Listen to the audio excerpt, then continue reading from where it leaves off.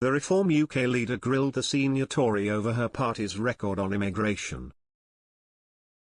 Nigel Farage drew widespread laughter from the ITV General Election audience in Salford, after scrutinising Penny Mordaunt over the Tories' record on immigration.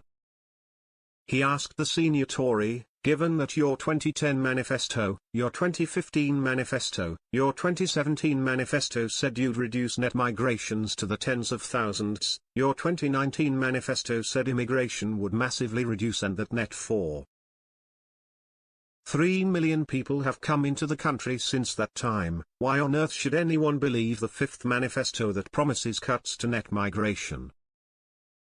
Ms. Mordaunt replied, because of the record of this Prime Minister. The audience reaction in the studio was perhaps the largest of the night, with widespread laughter and Mr. Farage waving his hands and saying, "Enough. That's fine, I'm happy." Once the laughter died down, Ms. Mordaunt said, "We've had figures out today that show that visa applications have fallen by 30% and the OBR's own forecasts say that we will halve immigration by next summer. That's the trajectory we're on, and we will give Parliament the chance to set an annual cap on family and work visas.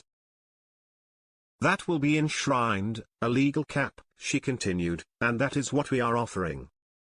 That is why you can have confidence that those numbers, they are projected to come down.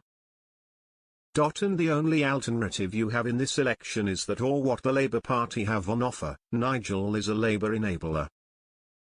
In response, Mr. Farage simply said, "Penny, I don't believe a single word that you say."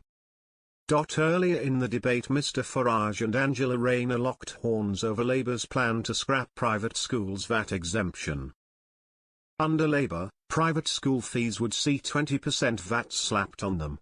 Critics say that will force some parents to stop paying for their children's education and place increasing pressure on the state sector.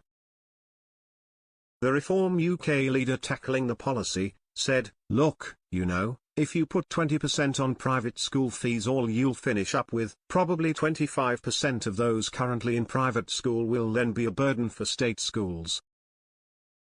It is self-defeating policy that removes parental choice." Angela Rayner retorted, "Those schools could absorb some of those costs so they didn't have to pass it on."